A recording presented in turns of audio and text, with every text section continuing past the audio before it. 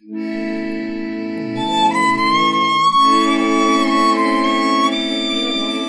Garzon. Sergio Garzon. Sergio Garzon. So I was born in Bogota, Colombia, but I'm not a city boy, because after that I lived in an island that looks a lot like Maui. It's called Santa Marta, and that's where I'm from, dude. From the islands of South America. A lot like Charles Dickens, yeah. The little boy hanging around with a sketchbook, drawing fish, raking for mussels and clams and oysters. That was my life, dude. No school,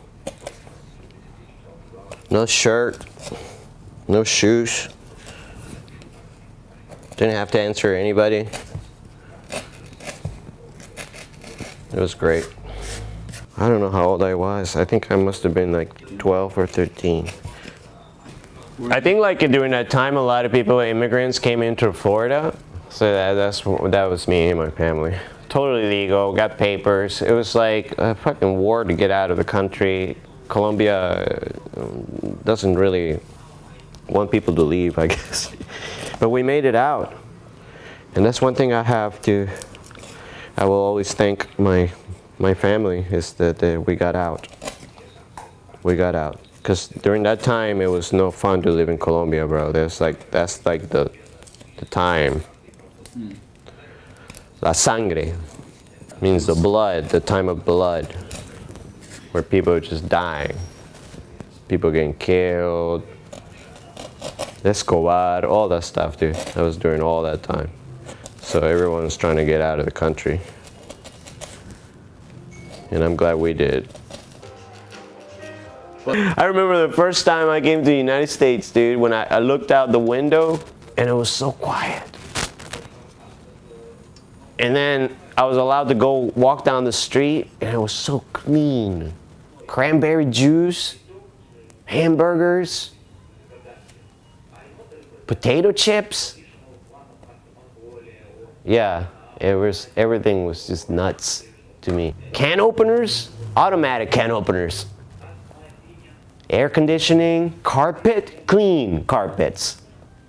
Cars, everybody had a car. It was like you were born with a car. In Colombia, you gotta be really rich to have a car, dude. You can't, like 16-year-olds driving brand new cars like you see here. That's not Colombia. So, culture shock.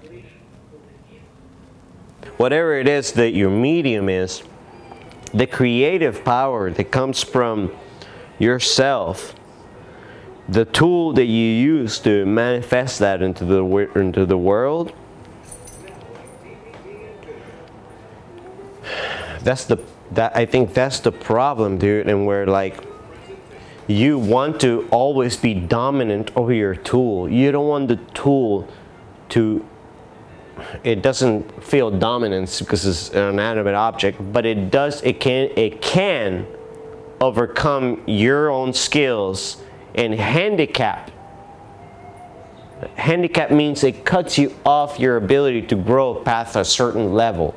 So the tool, if you're not dominant over it, if you're not always pushing it, bending it, breaking it, and making it do things that it's not meant to do, as a human being should, then the tool is going to dominate over your life. And it's going to handicap you, and it's going to close you out and keep you from thinking that you could ever do anything like that. That's the most wicked part of making things. That if you're not risking to fail, because if I break this thing, I may not be able to draw it with it. But if I break it, it might spill and it might do something cool.